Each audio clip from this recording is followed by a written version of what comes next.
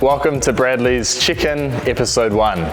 We're here at the dealership today in Rotorua. We're based at 5 White Street, Rotorua.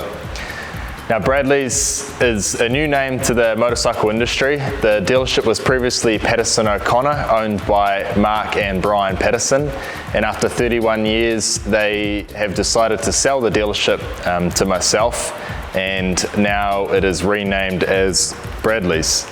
Everyone asks what the name Bradley's means or where did it come from. Well, Bradley's is my middle name and it was a generic name that we can use for the dealership. It has some attachment to me, but as the dealership progresses and we grow and bring new things to life, it will make a little bit more sense why it's called Bradley's, but that's a little bit of a brief background for you there.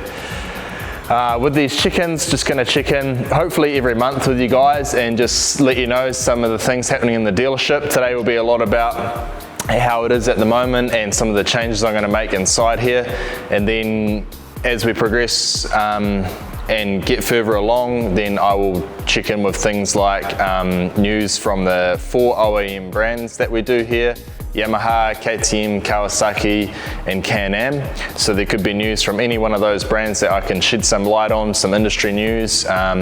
We'll also talk about some stuff maybe happening overseas in the racing, talk about upcoming promos we have in the dealership, some of the brands that we're going to be doing in the dealership, etc. So it's just sort of like a bit of a casual chicken, I guess, and a good way for you guys to sort of follow the journey, as I've just started this on the 1st of April, this dealership, or taken it over, sorry, after Mark and Brian had it for 31 years. So I thought it would be quite cool to sort of try and document a bit of the journey as we go in business, really. So as I said, yep, we have 4 brands, OEM motorcycle brands. We have Yamaha, KTM, Kawasaki and Can-Am. Those are all what I believe very strong brands with a great mix of farm, off-road, enduro, road, and a great kids range between Yamaha, KTM and Kawasaki.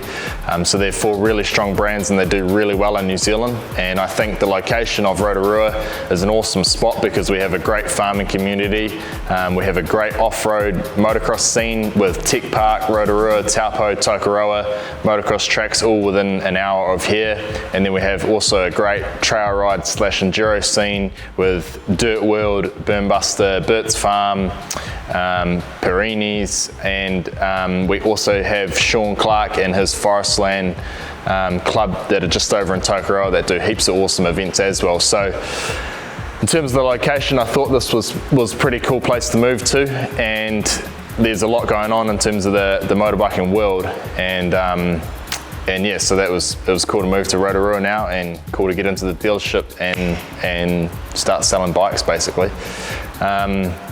As we walk through today, I'll give you I'm going to change a few things in the dealership and just a bit of a layout, just to give it a bit of a freshen up, meet some of the criteria that the brands want from me, or I guess the brands want a sort of uniform look within all the dealerships. So then it doesn't matter if you walk into a dealership in Palmerston North or Wellington or here in Rotorua, the brands all sort of have the same sort of look, so you have the same feel as you walk into the dealership. Obviously you want to do most of your buying from us here at Bradley's in Rotorua, but if you happen to pop into one of the other dealerships, it all sort of looks the same. So at the moment you have the parts counter. You walk through the main doors here. I'm standing basically on the inside of the main doors of the dealership, and you have the parts counter right here.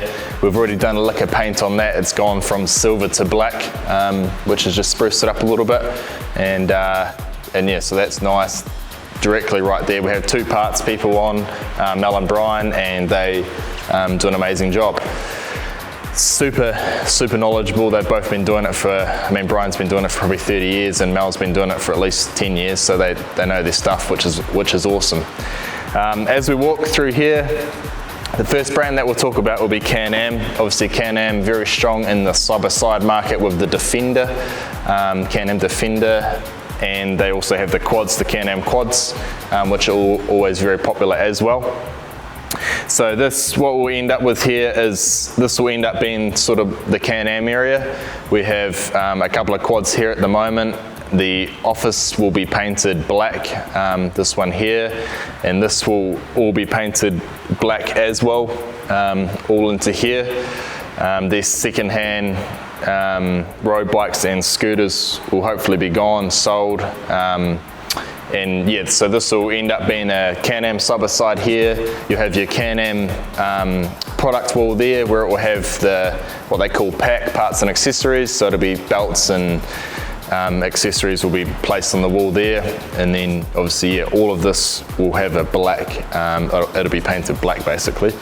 As I said, at the moment we have KTM 390, new one, second-hand KTM 890, and these Lima scooters, which the guys used to do here, but I will not be carrying on with the Lima scooters. They're electric. If anyone wants a good deal, let me know, because these things got to go. In this area here, we have the tyres, which are going to go over to parts and accessories. And this is going to turn into a bit of a Yamaha area. So we'll have sort of slat wall to sort of here, and then Yamaha branding jackets and Yamaha clothing, etc. will sort of sit on this wall here. And don't forget, we've got Can-Am along here, so Yamaha will fade across the dealership going this way. The bikes will all sort of, I guess, do a 90-degree flip, and Yamaha will go along here, and they'll go probably back to back with dirt down one side, and then the vision is for road to come down the other side. And then as we walk through here, so we've got Can-Am down there, and then we'll come into Yamaha, and then we'll drop into KTM as we come across here. KTM will also flow through down this way. It'll be on a, it'll be same thing, KTM dirt bikes and then KTM road bikes. They'll go back to back. So as you walk into the dealership, you'll sort of walk down, I guess, the rows of the bikes, and you'll have the bikes sort of coming out either side of you like that, which will be good depending on which brand you're looking at. Then obviously in the background here, we have the KTM power wall and power parts wall. Just built this a couple of weeks ago. It's pretty cool. I guess it's got all the KTM clothing on it. There's some power part stuff there, which will, I guess, increase in time as we get different stuff in. And it's just got, I guess, a few random bits and bobs on it. And then it goes down into the KTM road bike range down the end there. And then along, if we come around here, we've got Kawi. Kawi is going to follow us, and it's going to come into here. Kawasaki will be down here. So we'll have the range from the adult bikes all the way down to the kids' bikes. All of the oil will then change. The oil will be on sort of new stands, and the oil will be across sort of the front here where Yamaha is. The oil will run down here, and it will be facing the counter, so you'll be able to get the oil and something that's right there, if that makes sense, because it's a serviceable product, and people quite often you pop into the dealership to get oil, so it'll be right here. 3 oil brands will be Motul, Motorex and Yamalube, as well as the Can-Am XPS oil will be on the Can-Am thing, but those 3 brands, Motul, Motorex, Yamalube will sit right here, nice and easy for the customers to grab straight to the parts counter. So along with Kawi being down here, this is where the tyre rack will probably end up going as well. It'll only be 2 high, the tyre rack now, and then yeah, that's how I am envisioning it. And then we'll roll through here into the parts and accessories department. There's a lot of stuff going on here at the moment, but basically how it will work was this will be sort of the off-road centre. So we'll have everything from the off-road helmets to off-road boots to motocross gear to youth gear to goggles and gloves, and then we'll have down the middle here will be protection, things like body armour and whatnot.